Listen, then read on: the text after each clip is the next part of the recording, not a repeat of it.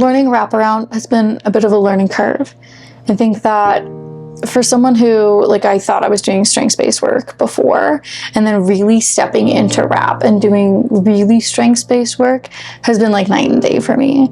And so learning why all these different aspects are important, and why stepping into these like strengths, needs, and culture, and learning about someone's personal culture is so important. And knowing why like the youth voice and choice needs to be at the center, needs to be honored as such. Knowing all about like with the outcomes, knowing that they need to be the ones decided upon by the youth. Otherwise, we're not going to get that buy-in, and we're not going to be successful in what we're trying to accomplish here. I think that one of the hardest parts about learning the wraparound process for me was the strengths, needs, and culture, and how to find the right words to explain it to other people as I was learning it myself. And I think that I've really kind of found my footing with it now. But when I was trying to figure it out for myself and then also explain it to teams, it was a bit of an uphill battle at the start.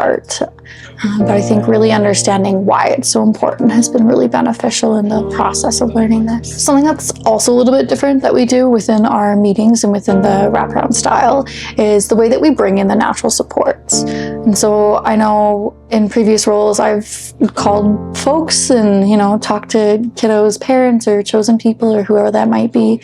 But I think the way that we really do it in wraparound is different.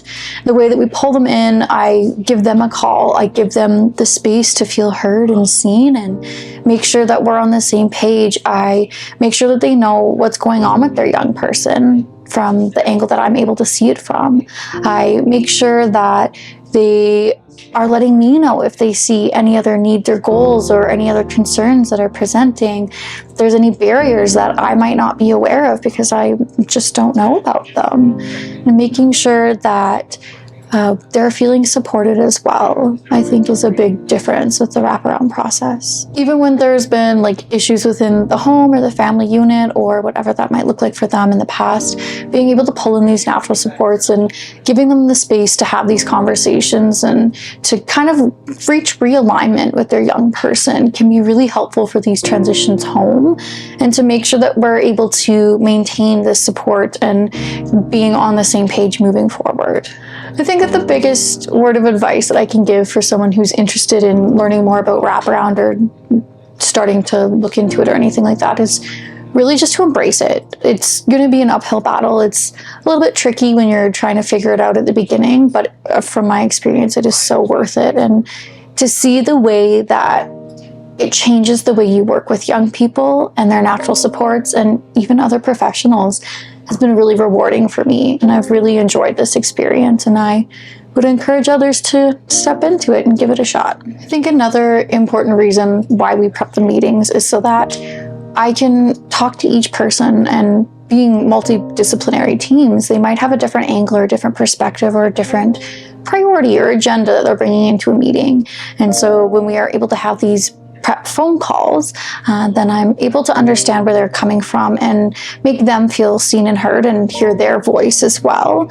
While it is ultimately the youth's voice and choice that is our number one and most important, if we have a professional, for example, who is coming to the table with their own agenda and they don't feel heard, that's not going to be a really beneficial meeting for them either. And so we want to make sure that everyone at the table is feeling seen and heard with their voice, so that we're able to, lay it all out. And sometimes, all these people have the best of intentions, but when they're all coming in with their own agendas and we write everything out on a calendar, it might not be attainable and it might not be realistic for anyone, let alone the young person that we're trying to support and trying to make this plan for.